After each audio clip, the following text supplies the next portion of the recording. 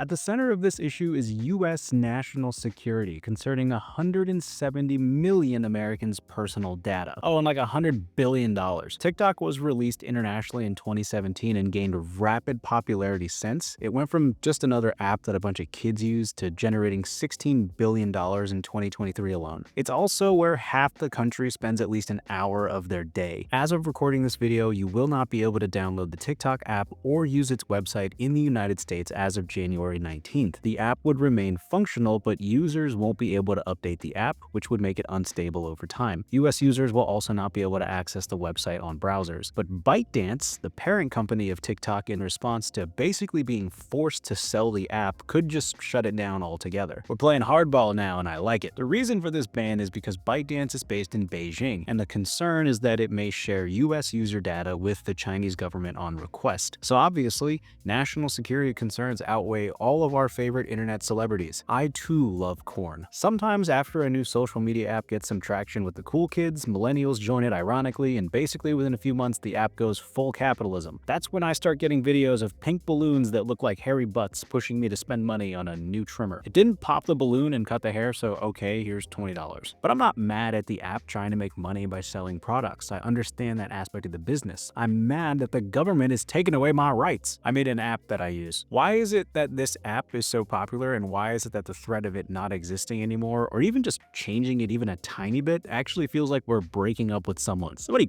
feelings. Universally speaking, it's because it does the best job at giving us what we want. Niche content that is tailored to us. I'm not on the app for everybody else. I'm there for me. It's the For Me page. It gives us those little things that we're really into. It figures out what we like. It takes the time to get to know us and our credit card number. And then we keep using the app because the dopamine just hits. And eventually it becomes a uniquely personal content stream of everything we want all the time. Try scrolling the app on someone else's phone. It's awful. Why would I not want to be on an app that gives me content on Pokemon, how to make money, and basically gave me every single song on my playlist for the past 4 years? Then, on occasion, it gives me new stuff I might be into, and then it knows if I like it or not, and it just keeps giving me stuff I want and less of what I don't want effortlessly. If we all had the opposite experience, no one would want to use the app. So this brings us to the question, is TikTok a victim of its own success? Yes, the ban applies to it specifically. Yes, it is. It can directly reach half of the country, and the Chinese government has tanks. Hang on now. I know some of you are able to see between the lines. We know how this goes. Our political leaders have a rich history of selling an idea to the public and then getting what they really want behind the scenes. What's really going on here? National security is a fantastic way to get everyone on board to selling the app to an American buyer or kicking it to the curb, and I don't think it's a stretch to say that there is a real data concern here. But isn't there someone who would benefit from TikTok not being as popular? Of course there is. Basically everyone who makes money from any other social media platform. The usual suspects: Zuckerberg, Musk, Tom from MySpace. Can someone benefit from owning TikTok in the US instead of ByteDance too? Absolutely, because attention is money these days. Let's be honest, the security concerns are valid, and yes, someone wins in any scenario regarding this app, especially for ByteDance. They gotta sell their app for a bunch of money or just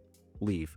So they kind of win, kind of lose. But then of course there's the app's US users and the creators, some of whom make their living from the app, who of course suffer the most if the app is banned. Whether the act of forcing the sale itself or how this whole thing came about behind the scenes is right or wrong is up for debate, but to be honest, there's not a lot we as individuals can do on that matter. And good luck convincing people that TikTok in its current form isn't a large-scale data threat to the United States. The only thing we can do is wonder what the fate of the app is. So there's the silver lining and then a couple of scenarios. The app is worth just too much money, and if you make money in America, Uncle Sam gets his cut. There's a lot of incentive to keep the app running for the US government from a tax revenue perspective, but also for a potential buyer because Americans like to buy a lot of dumb stuff on the internet. Seriously, how did that balloon not pop? So if the goal is to get rid of the potential threat of giving user data to a foreign nation, the answer is get the platform in the hands of an American-based company or individuals. If the government wanted to get rid of it totally, they would have just done it. Instead, they gave the app a pathway to exist, and that involves rich people. And yes, there is interest in buying the app. Several people have been tapped and expressed interest in putting together a deal to acquire it. The shortlist for now includes people like Elon Musk, Mr. Beast, groups of billionaires referring to Project Liberty, and others. Maybe even companies like Amazon get their chance at it too. Of course, getting a few $100 billion together is going to take time, but the thing with deadlines, they tend to get the ball rolling really fast, which is why we see all this activity now, less than a week before the ban is set to take effect and TikTok is set to shut down, even though we all knew this was coming for a while. The tricky part is getting ByteDance to sell because they don't really have to. They can just continue their operations in the rest of the world. Unless, of course, they need money, which we don't actually know they do. There's a few scenarios that are possible. ByteDance agrees to sell to a US entity. Things could keep on rolling as normal if this happened. Another option is that ByteDance pulls the app from the US market and focuses on the rest of the world. This would allow for another short-form content platform to fill the void in the US market. And interesting enough, there's some users moving to an app called RedNote, which is Chinese owned. I'm just saying Instagram Reels and YouTube Shorts exists on US soil. Just